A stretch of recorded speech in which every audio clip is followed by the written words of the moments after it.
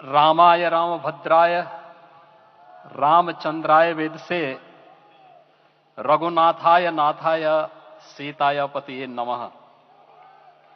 श्री रामलला भगवान की, श्री रामलला भगवान की, भारत माता की, भारत माता की, सरयू माता की, सरयू माता की, जय जय सीताराम।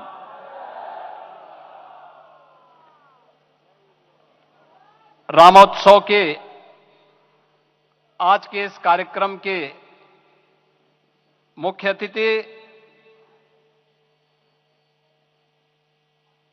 दुनिया के सबसे लोकप्रिय राजनेता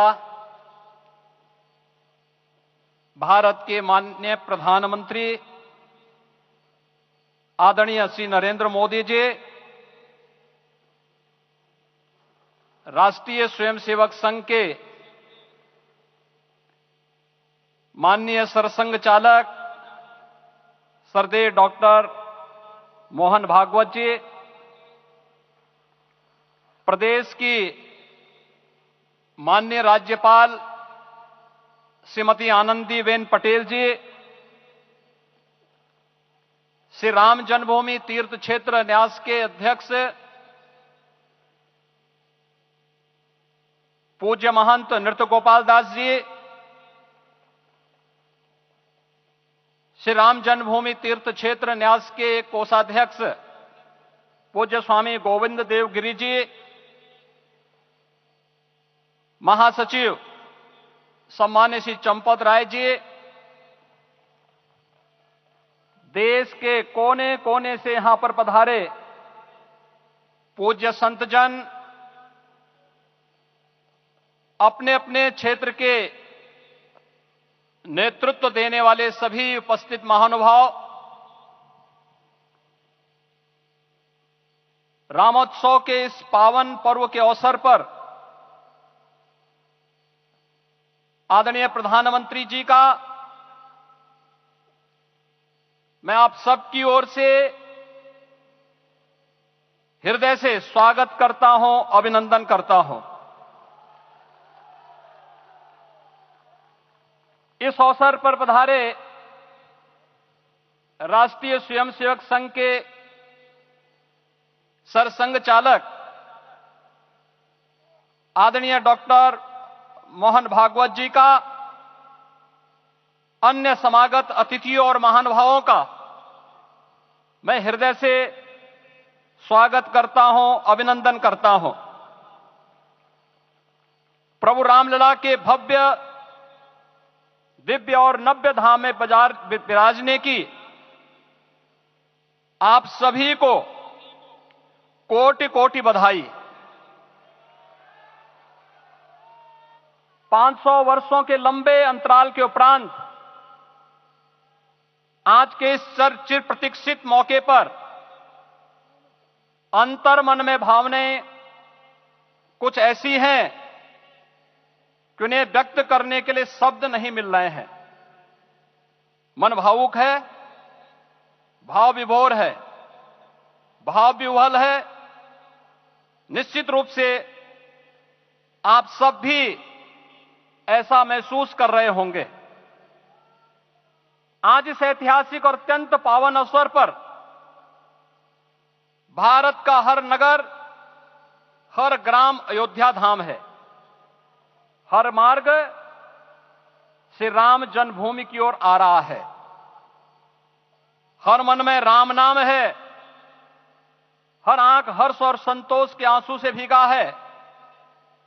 हर जीवा राम राम जप रही है। रोम रोम में राम रमे हैं, पूरा राष्ट्र राममय है। ऐसा लगता है हम त्रेता युग में आ गए हैं। आज रघुनंदन राघव रामलला हमारे हृदय के भावों से भरे संकल्प स्वरूप सिंहासन पर विराज रहे हैं। आज हर राम भक्त के हृदय में प्रसन्नता है, गर्व है और संतोष के भाव हैं। आखिर भारत को इसी दिन की तो प्रतीक्षा थी। भाव विभोर कर देने वाली इस दिन की प्रतीक्षा में लगभग 5 शताब्दी व्यतीत हो गई। दर्जनों पीढ़ियां अधूरी कामना लिए इस धराधाम से साकेत धाम में लीन हो गई, किंतु प्रतीक्षा और संघर्ष का क्रम सतत जारी रहा। श्री राम जन्मभूमि संभवतः विश्व में पहला ऐसा अनूठा प्रकरण होगा जिसमें किसी राष्ट्र के बहुसंख्यक समाज ने अपने ही देश में अपने आराध्य की जन्मस्थली पर मंदिर निर्माण के लिए इतने वर्षों तक और इतने स्तरों पर लड़ाई लड़ी हो। संतों, सन्यासियों, पुजारियों, नागाओं, निहंगों, बुद्धिजीवियों, राजनेताओं, जनजातियों सहित समाज के हर वर्ग ने जाति पाति, विचार दर्शन, उपासना पद्धति से ऊपर उठ करके राम काज के लिए स्वयं को उत्सर्ग किया। अंततः वह शुभ अवसर आ ही गया जब कोटि कोटि आस्थावानों के त्याग और तप को पूर्णता प्राप्त हो रही है। आज आत्मा प्रफुल्लित है इस बात से कि मंदिर वही बना है जहां बनाने का संकल्प लिया था। संकल्प और साधना की सिद्धि के लिए हमारी प्रतीक्षा की इस समाप्ति के लिए और संकल्प की पूर्णता के लिए आदरणीय प्रधानमंत्री श्री नरेंद्र मोदी जी का हृदय से आभार और अभिनंदन। माननीय प्रधानमंत्री जी, 2014 में आपके आगमन के साथ ही भारतीय जनमानस कह उठा था कि मोरे जिय भरोस दृढ़ सोई, मिलहि राम सगुन शुभ होई। अभी गर्भगृह में वैदिक विधि विधान से रामलला के बाल विग्रह के प्राण प्रतिष्ठा को हम सब साक्षी बने हैं। अलौकिक छवि है हमारे प्रभु की, बिल्कुल वैसे ही जैसे तुलसीदास जी ने कहा कि नव कंज लोचन कंज मुख कर कंज पद कंजारुणम। धन्य है वह शिल्पी जिसने हमारे मन में बसे राम की छवि को मूर्त रूप प्रदान किया है। विचारों और भावनाओं की विहलता के बीच मुझे पूज्य संतों और अपनी गुरु परंपरा का पुण्य स्मरण हो रहा है। आज उनकी आत्मा को असीम संतोष और आनंद की अनुभूति हो रही होगी। जिन परंपराओं की पीढ़ियां श्री राम जन्मभूमि मुक्ति यज्ञ में अपनी आहुति दे चुकी है, उनकी पावन स्मृतियों को मैं यहां पर कोटि कोटि नमन करता हूं। श्री राम जन्मभूमि महायज्ञ न केवल सनातन आस्था और विश्वास की परीक्षा का काल रहा, बल्कि संपूर्ण भारत को एकात्मता के सूत्र में बांधने के लिए राष्ट्र की सामूहिक चेतना जागरण के ध्येय में भी सफल सिद्ध हुआ है। सदियों के बाद भारत में हो रहे इस चिर प्रतीक्षित नवविवाह को देख अयोध्या समेत पूरा भारत का वर्तमान आनंदित हो उठा है।